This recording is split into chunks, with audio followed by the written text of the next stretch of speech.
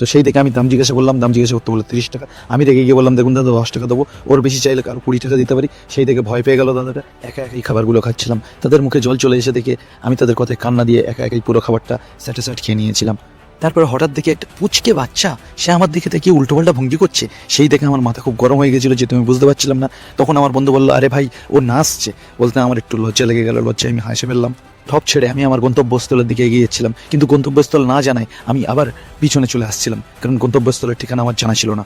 তারপরে মেলার ভিতরে ঢুকেই তো আমি অবাক, দেখি এক জায়গায় একটা গোলাকার বস্তুর ভিতরে অনেক কটা গাড়ি একসঙ্গে খালি ঘোরাফেরা করছে। আমি দেখে ভাবলাম হয়তো আমার ভিজে ধনে পাতার নেশা বেশি হয়ে গেছে, যার কারণে হয়তো হচ্ছে। কিন্তু একজন দেখে বললো, না ভাই এটাকে ব্রেক ডান্স বলে, এটা মেলার একটা আকর্ষণ। আমি বললাম, তারপরে দেখলাম যে হঠাৎ একটা লোক আলুকে বারবার ডুবিয়ে মারার চেষ্টা করছে গরম তেলে। তো সেই দেখে আমি দাম জিজ্ঞাসা করলাম, দাম জিজ্ঞাসা করতে বলে 30 টাকা। আমি রেগে গিয়ে বললাম, দেখুন দাদা 10 টাকা দেবো, ওর বেশি চাইলে কারো 20 টাকা দিতে পারি। সেই দেখে ভয় পেয়ে গেল দাদাটা। সেই দেখে আমি খুব হাসলাম। হাসার পরে আমার দেখে জানি না কেন মনে করলো, কি মনে হলো, তো তাই জন্য কালো জাদুর জন্য উপরে কী সব ছড়াচ্ছিল, আমি যাতে লোভ না দিতে পারি। কিন্তু আমার অলরেডি গালে জল চলে এসেছিল।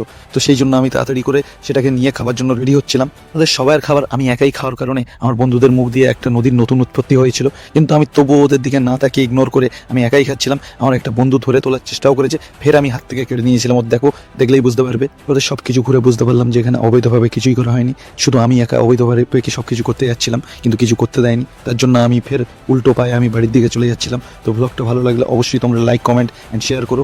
ভালো না লাগলেও দেখো অ্যান্ড শেয়ারও করো। ভালো থেকো সবাই, বাই।